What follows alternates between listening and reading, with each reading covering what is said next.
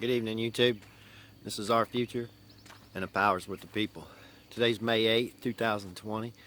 It's cold today, this morning, and I had to put on a long sleeve shirt and a t-shirt under it. So anyway, this is the book. This is chapter 3 for the case to prepare.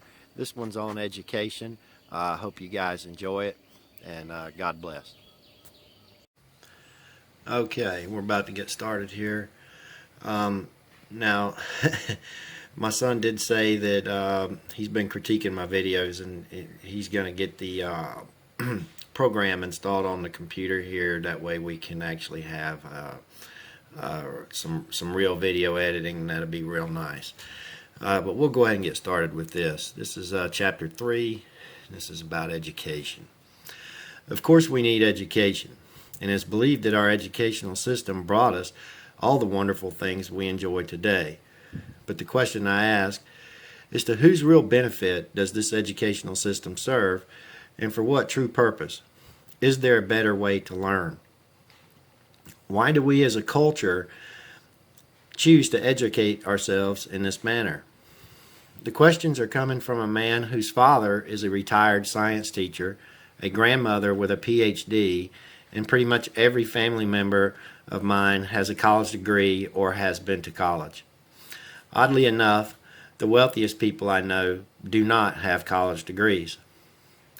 We send our kids to school to be taught by someone we don't really know what they are teaching, or agendas being pushed from age 5. The reality is that our kids learn way more from strangers than they do from us. Isn't that strange? Before the New Deal and our educational system got an injection of steroids, most Americans learned from their families and apprenticeships. If you recall, Harry Truman never went to college, and he oversaw the end of World War II as our chief executive and commander-in-chief. I would imagine that would have been a tough job for a Rhodes Scholar. Speaking of Cecil Rhodes, you'd never guess who he worked for. That's right, the bankers. Isn't it funny that these most powerful families that I named in the previous chapter are also the ones that established all of our Ivy League schools while never attending college themselves? Did you wonder why all colleges tend to be very liberal in nature? The higher up the educational chain one goes, the more liberal one seems to be. If I had never set foot in a college classroom to hear the message myself, I would really wonder what they are teaching in there. What do the professors imply to the students indirectly or even very directly? What happens if you take a different point of view in the class? Would you pass or receive a lower grade by upsetting the professor? Other than IT, physics, chemistry, and engineering, is the true scientific method being applied or oppressed in these institutions? Is the true scientific method being applied in these fields, or is it just mainstream acceptance? From my point of view, from a child to a young man, my parents pushed the value of education. The schools pushed it, and our culture pushed it. But I ask myself these days, what did they push exactly? A stable career working for someone else. That's what. I'm by no means putting my parents down, for I'm blessed to have such loving and stable parents. But they were fooled just as the entire country was fooled. Why would you want to train for something only to work for someone else? If you have a job, that means someone is making money from your work, or you wouldn't have a job. That means less business ownership and bigger companies. Over time, that means less and less companies. That means eventually everyone is working for these few companies that owns all of the market share. That eventually means slavery, because nobody has nowhere else to go. Sure, you are free to open your own business and give it your best shot. I did, and I can tell you the environment is pretty much all industries are controlled by big companies that you cannot compete with.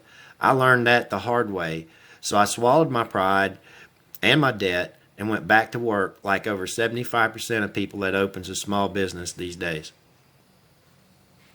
I believe these families knew this long before they even opened the schools. It's all under the guise of better. But ask yourself, is it really better?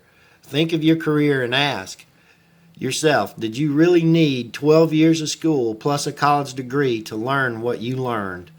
I think of an adolescent mind as a sponge soaking in information.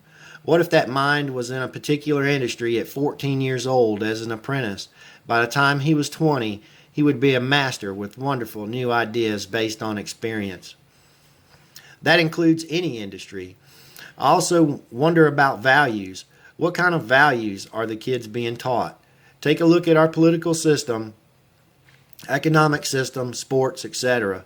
People will do anything for an edge. Athletes take steroids illegally. Financial traders and bankers manipulate, steal. Politicians lie. And these tactics are true for every industry. We have become a culture of greed and do whatever we can to be on top. This is evil. Where did it come from? Not our teachers. No way. Are you sure? Didn't many schools and teachers get busted for cheating on their students' CRCT exams?